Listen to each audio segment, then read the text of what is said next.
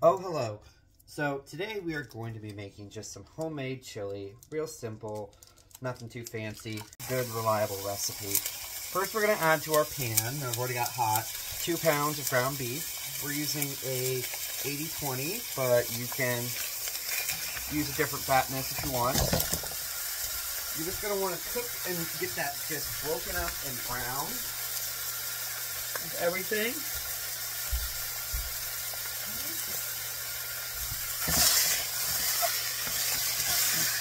That until the outside and most of the meat looks nice and brown. There. Now, if you're not worried about fat levels, this is a good recipe because you don't really need to drain your meat. I like to keep the excess fat in there for my chili. I think it just fats flavor and it tastes really good. Tastes better. Okay. It's already starting to brown. You don't need to have the meat cooked all the way through because that's what the rest of the process is going to get done.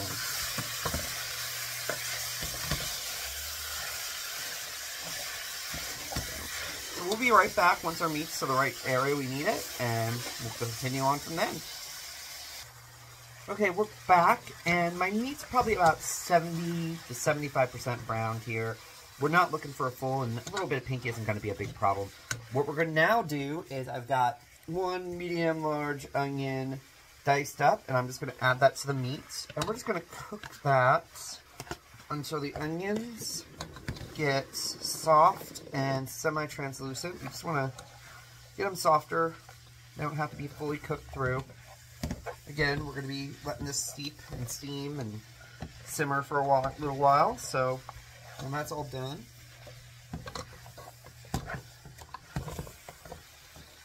I should say, when we get it all done, the onions will be nice and soft and easy to chew. But if you like a little more of a bite in your onion, you know, you can always add these a little later. You can add them when we get further on and we start adding liquids. It's really up to you. So, there you go. We're just going to let these guys simmer down, and we'll come back and start on the next step. Okay, so I've got my onions just about where I want them. They're nice and translucent. Or starting to get nice and translucent. The meat's letting out a lot of fat and flavor.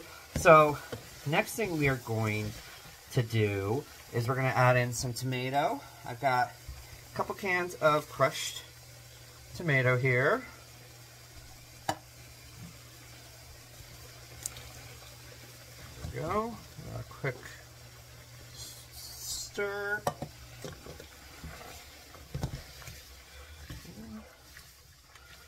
Go. Go.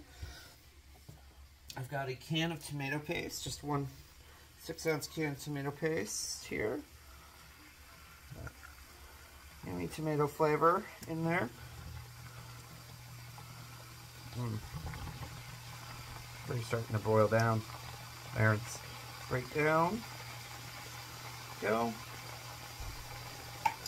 We're also going to add a couple cans of chili beans with a chili sauce in there. There. If you don't like the traditional chili style beans, you can use whatever beans you like. Black beans, pinto, whatever. Works great. Here. There we go. We're going for a nice, hearty, thick chili. There. I am going to add just a little bit of water in here. Probably about a 1/4 cup, give or take. Just to help everything sort of loosen up and get a little more there. Probably closer to 1/3 than 1/4, honestly. There we go. And now the final step, before we put this on simmer and let it just simmer for about, honestly, the longer the better. We're going to let this simmer for about 20 minutes, but you could honestly do this in a slow cooker and just let it cook low and slow after you've browned that meat. And put it in there and let that just simmer all day. It'd be great. So to this, and since we are using beans with a chili sauce on them, we're not going as heavy as I normally would. I've got about 1.5 tablespoons of chili powder, 2 teaspoons of cumin, 2 teaspoons of garlic powder, a teaspoon of onion powder, a teaspoon of paprika, and about a teaspoon and a half of salt, and about a teaspoon of freshly ground black pepper. And we're just going to mix that in there. Give it a good stir. Once everything's stirred up, I'm going to cover this guy up and put it on low and just let it simmer for, as I said, about 20 minutes or so to get all the flavors together, get everything tasting great. And we'll come back and show you the finished dish in just a bit. Okay, here's our chili. And it's all nice and simmered. We just did that 20-minute simmer just to make sure all that meat was cooked fully all the way through. And we're just going to dish that up into a bowl here. There we go. And you can just top that chili with whatever you like. Cheese, sour cream, Fritos, jalapeno if you want more spice maybe. The possibilities are endless. Cilantro, I mean, whatever you can imagine you think might taste good will probably end up tasting pretty good on this chili. And as we get into soup weather, hopefully we're going to put some more soup recipes up on the channel for you to follow along and cook. Enjoy!